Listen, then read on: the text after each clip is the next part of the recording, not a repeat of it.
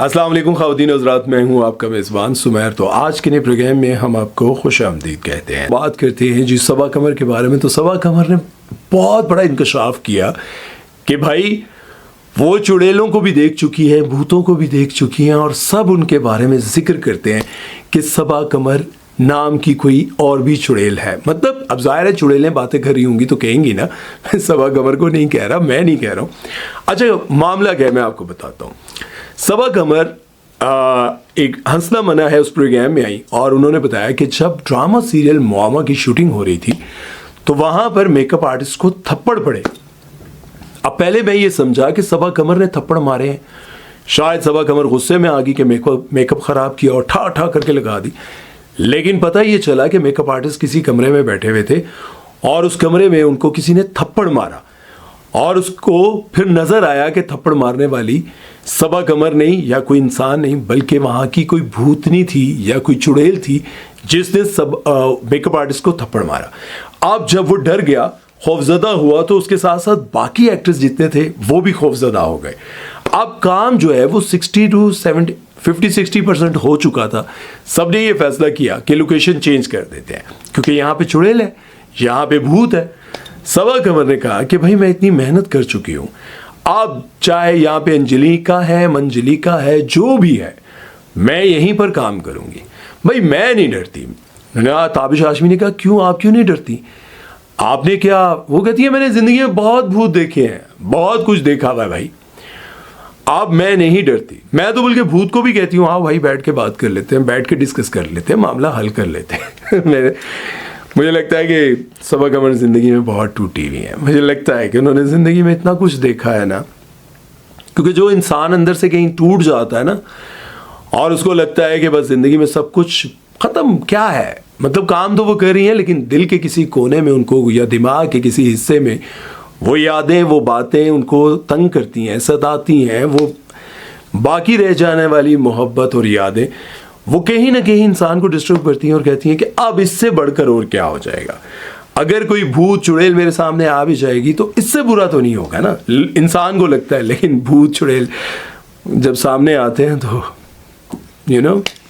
आहो, मैं जो कहना चाह रहा हूँ तुझे समझ गए। सो बड़ा मुश्किल होता है। बहरहाल वो ये कहती हैं कि उसी घर में फिर हमने शूटिंग की, हमने अपनी लोकेशन नहीं चेंज की, उसी घर में रहे जबकि सारे डर चुके थे। खैर मुझे तो ये समझ आती है कि जब भी इंसान के सामने ऐसा कोई वाक़या हो जाए या कोई चीज़ नज़र आ जाए या कोई जिन भूत आपको महसूस होने लग जाए तो इंसान के ऊपर वैसे मुझे नहीं लगता कि ऐसा खौफ तारी ना हो। सबा कमर तो बड़ी हिम्मत वाली है और मुझे लगता है कि शायद ये सिर्फ वायरल होने के लिए सुनाया गया हो, लेकिन अगर ऐसा हुआ था तो कैसे वहाँ पर सब टिके रहे और दोबारा अंजलिना मंजलिका नज़र क्यों नहीं आई? और मैं आपको पहले ही बता चुका हूँ कि हर शो में हर चैनल ये चाहता है कि जब शो आए तो कोई ना कोई ऐसी बात हो जो वायरल हो। हम भी चाहते हैं भाई, हम भी चाहते हैं कि ऐसा हो, लेकिन इस कदर कि यार जिन भूत वहाँ पर आ गए और सब वहाँ पर काम करते रहे और किसी को कोई डर भी नहीं लगा। सबने कहा ठीक है भाई आ रहे हैं तो आने दो। आपको क्या लगता है, अगर आपने अपनी ज़िंदगी में कोई भी जिन भूत देखा है तो उस बारे में आप लोगों की क्या राय है? कि आपके सामने जब वो आया तो आपको कैसा फील हुआ? कमेंट सेक्शन में मुझे ज़रूर बताइएगा। बिल्ली 900 चूहे खा के हज को चली, ये जुमला सामिया हिजाब को बहुत बुरा लगा। इतना बुरा लगा कि उनकी आंखें नम हो गई, आंसू आने लग गए।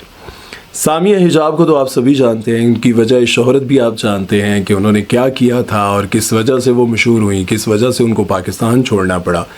ये सारी बातें आप जानते हैं, लेकिन ज़रा उस टॉपिक पर आते हैं, मुद्दे पर आते हैं। सामिया हिजाब गई हुई उम्रे पर गई और काबा के सामने बैठकर वो बात कर रही थी और उनको रोना आ गया इस बात पर कि लोगों ने उनको लिखा कि बिल्ली 900 चूहे खाकर हज को चली। आज की इस वीडियो में हम उन पर तनकीद नहीं करेंगे, हम उनको सिर्फ ये बताएंगे, उनके बारे में आप लोगों को भी बताएंगे कि जब कोई काबे के सामने जाता है, जब वो काबा देखता है तो ऑटोमेटिकली अगर वो सच्चा मुसलमान है तो उसकी आंखों में आंसू आने लग जाते हैं। वो तस्बीह भी पढ़ रही थी, जिक्र भी कर रही थी और वो रो भी रही थी कि लोग मुझे जज कर रहे हैं। मैं अल्लाह के सामने अल्लाह के साथ बातें कर रही हूँ, अल्लाह को अपनी बातें बता रही हूँ कि ऐसा क्यों हुआ, वैसा क्यों हुआ, रो रो कर वो बात कर रही थी। तो मसला ये है कि जो लोग उनको ये कह रहे हैं कि बिल्ली 900 चूहे खाकर हज को चली, तो उनकी आंखों के सामने आपकी बहुत सारी वीडियोस आती हैं और रोज़ आती हैं। सामिया हिजाब, इसमें वाकई कोई शक नहीं कि जो काबे के सामने जाता है पहली बार उससे देखता है तो आंसू आ जाते हैं, रोना आ जाता है, और इंसान को अंदर ही अंदर लगता है कि हम कहीं ना कहीं कुछ ना कुछ गलत कर रहे हैं। लेकिन जिन लोगों ने आपको ये लिखा है कि बिल्ली 900 चूहे खाकर हज को चली, तो उनके सामने वो लड़का भी आता होगा जिसको आपने जेल करवाई। उन लोगों के सामने आपकी वो वीडियोस भी आती हैं जो आप डेली लाइव बैठकर करती हैं और जिस तरह की आप बातें करती हैं, और उन लोगों के सामने आपकी वो वाली वीडियोस भी आती हैं जो लीक हुई। ये सारी वीडियोस आती हैं और उसके बावजूद आप डेली व्लॉग भी करती हैं, डेली अपनी टिकटॉक लाइव भी करती हैं, सारी बातें करती हैं। और ये सब कुछ करने के बाद जब आप मक्का या मदीना जाते हैं तो फिर उस वक्त आपको लगता है कि मैं तो बहुत अच्छी थी, बकौल आपके कि अल्लाह ने मुझे बुलाया, बहुत सारे लोग हैं जिनके पास पैसा है, सब कुछ है, वो नहीं आ सके, मैं आ गई हूँ, तो इसका मतलब है मुझ में कुछ ख़ास बात थी। आपकी बातों से लग रहा था कि आप ये बताना चाह रही हैं कि आपके अंदर कोई ख़ास बात ज़रूर है जिसकी वजह से अल्लाह ने आपको यहाँ बुलाया। चलें, अगर ये भी मान लेते हैं कि ऐसा ही होता है, मुकद्दर में आपके था, लेकिन अल्लाह बुलाता है तो अल्लाह ये तो नहीं कहता कि मेरे घर आए हो, मैंने तुम्हें अपना मेहमान बुला लिया, तुम्हें मैंने अपने घर बुला लिया, तुम मेरी मेहमान बन गई हो, उसके बावजूद यहाँ से जाने के बाद तुम वही टिकटॉक लाइव करो। यहाँ अल्लाह के घर पे आकर, अल्लाह के घर के सामने बैठकर, अल्लाह से बातें करके, रोकर, सब कुछ सुनाकर यहाँ से जाने के बाद फिर से वही काम करो, तो फिर अल्लाह का आपको मेहमान बनाने का क्या फ़ायदा। अल्लाह ने आपको अपने घर बुलाया, अपने सारे घर को दिखाया, सब कुछ कर दिया, यहाँ जाने के बाद आपने वही काम शुरू कर दिए, तो फिर तो मकसद पूरा ना हुआ ना। देखें, आपको ये बात सोचनी है कि अल्लाह ने आपको बाकी लोगों से बेहतर समझा जो अपने घर बुला लिया। फिर आप सोचेंगे जो काम आप करती हैं वो सब कुछ जब आप कर रही होंगी, दोबारा यहाँ आएंगी तो फिर अल्लाह से क्या बात करेंगी? क्या अल्लाह उन सारी चीज़ों की इजाज़त देता है? क्या अल्लाह उन सारे कामों की इजाज़त देता है? ये तो बस आपने बताना है। वो लोग जो कह रहे हैं बिल्ली 900 चूहे खाकर हज को चली, तो उनको वो सारी चीज़ें नज़र आ रही हैं। हमारी एक एक्ट्रेस थी जो उम्रे पर गई, और उम्रे पर जाने के बाद तस्वीर मैं लगा दूंगा, मैंने उनके साथ काम भी किया है, अचानक नाम आपको पता है मेरे जहन से निकल जाता है। वो जब उम्रे पर गई उसके बाद उन्होंने शोबिज़ इंडस्ट्री का रुख नहीं किया। इसी तरह से अल्लाह ने आपको बुलाया, आपको रोना आ रहा है, सब कुछ हो रहा है, तो मैं यही दुआ करता हूँ कि अल्लाह आपको भी समझ अता फरमाए कि जो काम आप कर रही हैं वो काम दोबारा नहीं करना। जो काम वहाँ से करते हुए आपको अल्लाह ने यहाँ बुलाया वो वापस जाकर नहीं करना।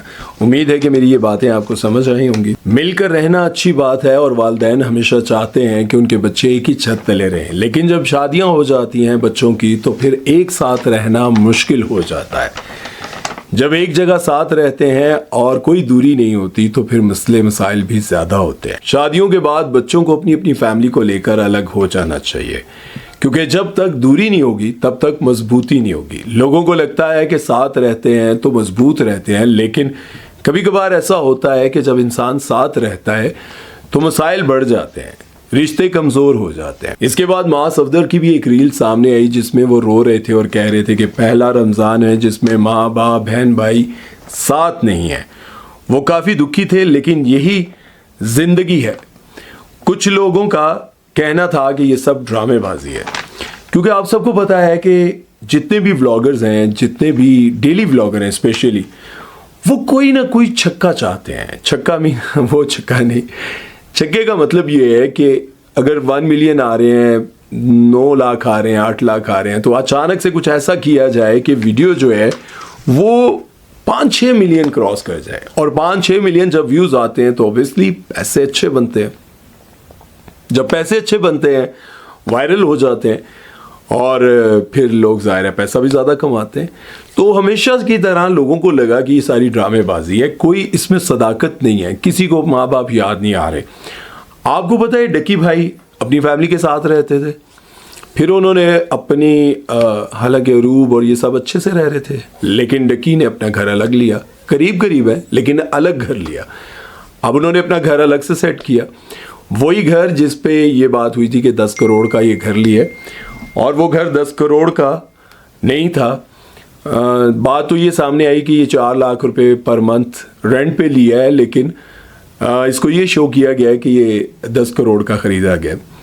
उसके बाद इसी तरह से रजब भट्ट की बहुत सारी वीडियोस ऐसे सामने आ जाती हैं जिसमें वो ये कह रहे होते हैं ये गाड़ी खरीदी है तो पता चला ये तो अनस अली की गाड़ी है, ये तो किसी और की गाड़ी है। लोगों ने पॉइंट्स भी नोट किए, बताया भी कि ये सारी चीज़ें अनस की गाड़ी में थी और ये गाड़ी इसी तरह की सारी चीज़ें कैसे हो सकता है कि रजब की भी गाड़ी में हो।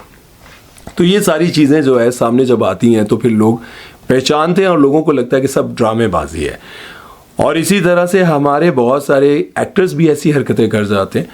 अच्छा खैर, जो मकसद है वो ये है कि ठीक है, अगर घर में लड़ाई झगड़े होने लग जाएं और बहन भाइयों में प्यार बढ़ने की बजाय एक दूसरे पर तनकीद, और एक वक्त ऐसा ना आ जाए कि वो लड़ाई लोगों के सामने आने लग जाए और लोगों को पता चल जाए कि भाई ये लड़ाई इतनी बढ़ गई है कि वो व्लॉग में डेली बताने लग जाए। आपको पता है एक और यूट्यूबर थी जिन्होंने अपने शोहर की दूसरी शादी को इतना हाईलाइट किया, इतना खुद करवाई शादी, खुद सब कुछ किया, और उसके बाद वो भी पाकिस्तान की बड़ी यूट्यूबर बन गई। यासीन सितार बदन क्या नाम था उनका, उन्होंने भी बहुत पैसा कमाया। सितारा यासीन बदन क्या नाम था, बहरहाल वो डेली की 30-30 40-40 मिनट की वीडियोस दो लगाती थी व्लॉग। और मैं बड़ा हैरान था कि इतने लंबे लंबे व्लॉग वो लगा रही हैं, और उसमें खैर एडिटिंग में क्या होता है, जो एडिटर्स हैं उनको पता है सिर्फ कटिंग ही करनी होती है। कुछ व्लॉगर्स ऐसे हैं जिनकी एडिटिंग बहुत ज़बरदस्त होती है। बहरहाल माँ बाप को सुख मिलना चाहिए, चाहे आप इकट्ठे रहें या अलग रहें, माँ बाप सुखी होने चाहिए। और बाकी तो आप सबके सामने कमेंट सेक्शन में अपनी राय ज़रूर दीजिएगा। अपना ख्याल रखिएगा, दुआ में याद रखिएगा। सुमैर चौधरी को दीजिए इजाज़त। अल्लाह हाफ़िज़।